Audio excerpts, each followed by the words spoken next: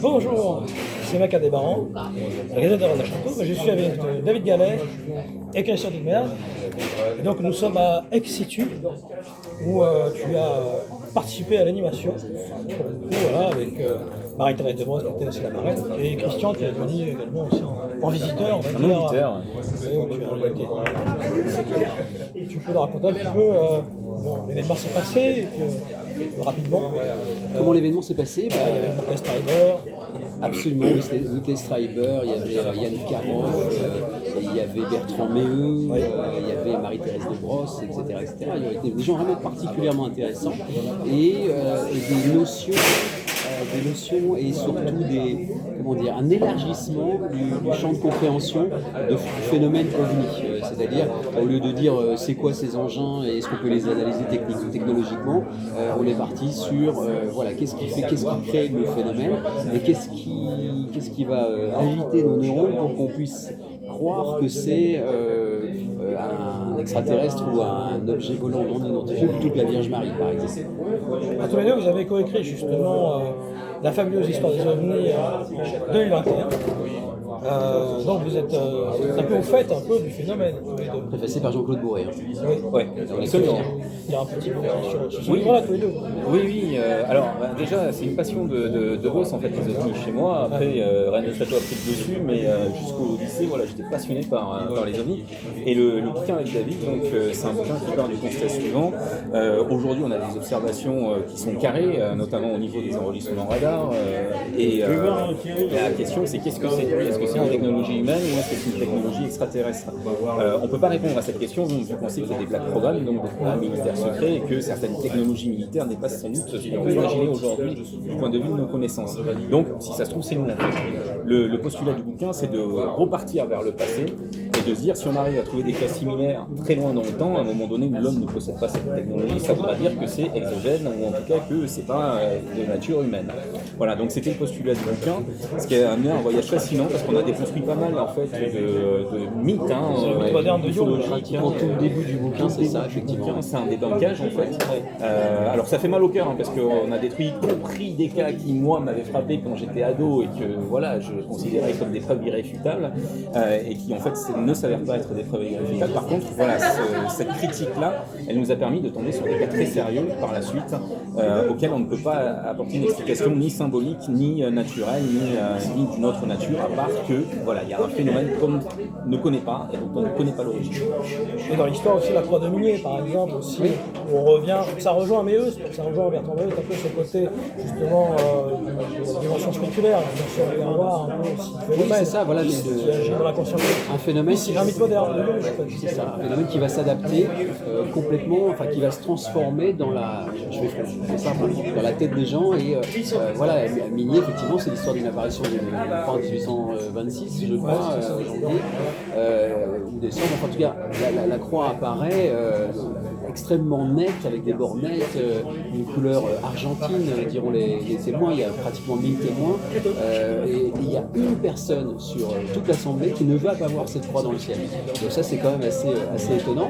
Et ce qui est très intriguant, c'est que la croix apparaît au moment même où on dresse une nouvelle croix, un calvaire, juste à côté sur la place de l'église. Donc c'est étonnant, et c'est là qu'on s'est posé la question, est-ce que c'est pas un phénomène naturel, c'est-à-dire une réflexion du soleil qui va faire que la croix va briller dans le ciel, etc. Mais pas du tout, il n'y avait pas de nuages, il n'y avait strictement rien.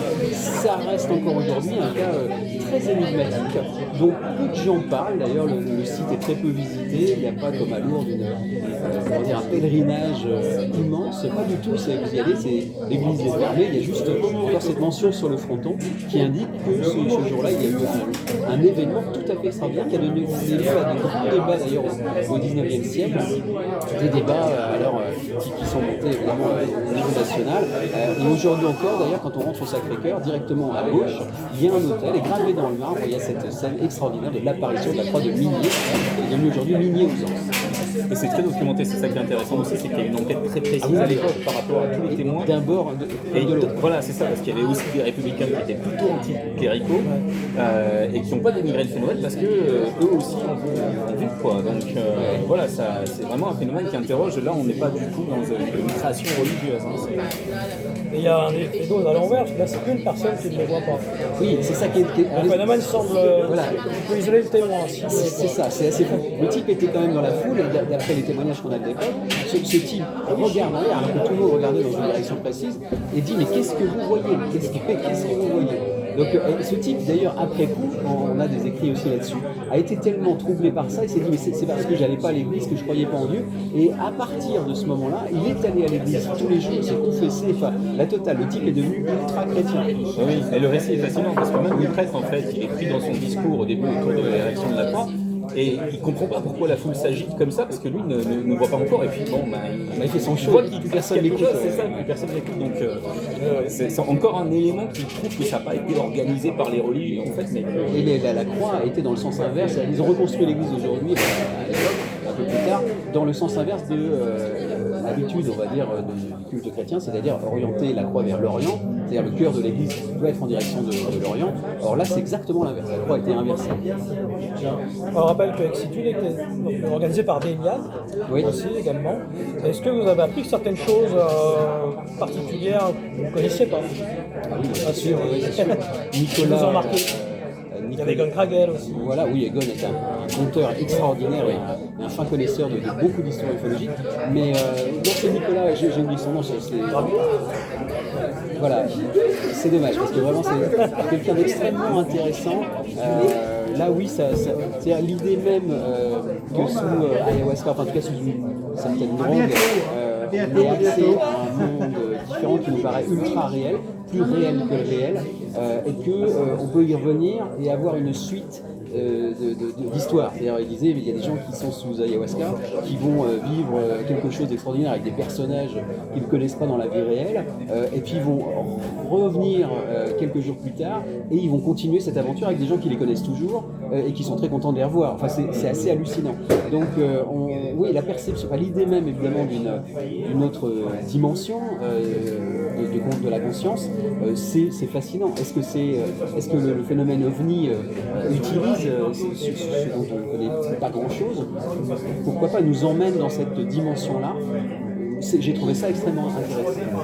Oui, moi ce que j'ai apprécié, c'est la multiplicité des points de vue. Donc il y a eu des témoins majeurs, il y a eu des ufologues, et puis effectivement cette analyse clinique et spirituelle à la fois, quoi. Donc j'ai apprécié cette ouverture en fait. Et cette interrogation, pas de réponse définitive, c'est ce que j'apprécie aussi, mais plutôt poser des questions et puis montrer qu'il y a vraiment un phénomène, on ne sait pas ce que c'est, mais le phénomène est là. Voilà. C'est quelque chose que j'ai apprécié. Et effectivement, Egon Krayel, j'ai beaucoup apprécié les cas qu'il a évoqués et le côté conteur qui était assez fabuleux. Marie-Thérèse de Brosse aussi était très intéressante, Bertrand Méheux également, vraiment, tout était vraiment très intéressant sauf un. Je ne citerai pas. Alors en guise de conclusion, on revient un peu toujours à Rennes-les-Châteaux. Donc tu as une conférence sur l'Iron du Val d'Or. Le 22 août, oui, voilà. à Rennes-le-Château, donc, dans le cycle de conférences estivales organisé par Jean-Patrick Courtal et la municipalité de Rennes-le-Château. Donc ça sera vraiment centré sur cette entité énigmatique qui est le Hiéron du Val d'Or. On va vraiment Sarah Chaga, voilà, et puis on va vraiment pénétrer dans la pensée du Hiéron à partir d'écrits émanant du Hiéron, et voir que cette officine qui se disait catholique, en fait, qui n'était pas du tout, puisqu'on part du côté du culte d'Isis, de l'Atlantide. Enfin, c'est vraiment très, très surprenant. Je présenterai des documents sources, donc voilà, ça permettra de se faire une idée très, très précise de cette institution, qui garde évidemment des secrets, puisque le cœur des archives lui a disparu. Il y a peut-être une renaissance. Donc, ça, c'est une autre question. Faire un bonjour à Roybal, Cassio et Philippe Gadibo.